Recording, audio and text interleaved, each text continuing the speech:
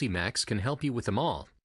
For this project, you'll need the Dremel Multimax oscillating tool, and we're using the 1/8 inch grout blade, the MM500.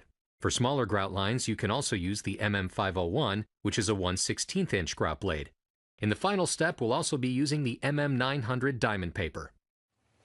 To begin, insert the grout blade into the tool, angling the blade so you can best access all 4 sides of the broken tile. Tighten the screw with your Allen wrench to secure the blade in the holder. For hard set grout, set your tool to the maximum speed. Softer, less set grout can be worked at a medium speed. It's better to adjust your speed than your pressure. Harder grout may also take more passes for complete removal. Keep the blade at a right angle to the floor, being careful not to nick the remaining good tile. Remove all the old tile and dust. Continue working away remaining grout. Now you're ready to remove the remaining thin set material with the diamond-coated accessory MM900. Attach the sanding pad and diamond paper. With the sander flat to the floor, work away any old material, dusting several times throughout. By removing the excess material, this will allow the new tile to sit flush with the other tiles. Once the surface is clean to the subfloor, remove any dust with a wet sponge. Now your new tile is ready to be affixed and grouted. Here's some more thoughts on removing broken tile. In some instances, with denser tile, you'll need to use a chisel or mini pry bar to help lift the broken tile.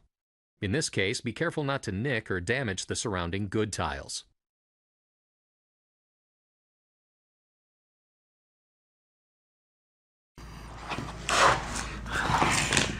Okay, so I'm going to undercut this here. Strap under here, we'll get it out.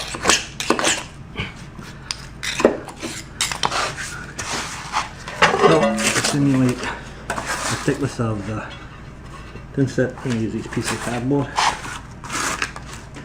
I'll put this upside down so that I don't damage the tile. I'll put this flat on here.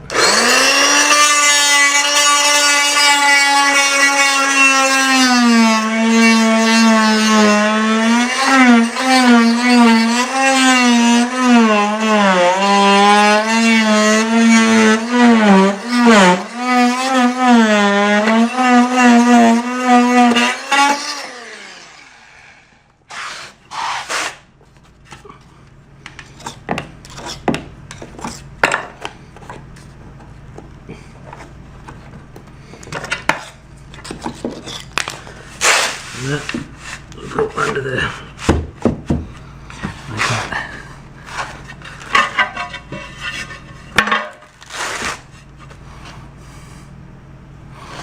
So I'm going to do that for all these jams and over there and over there.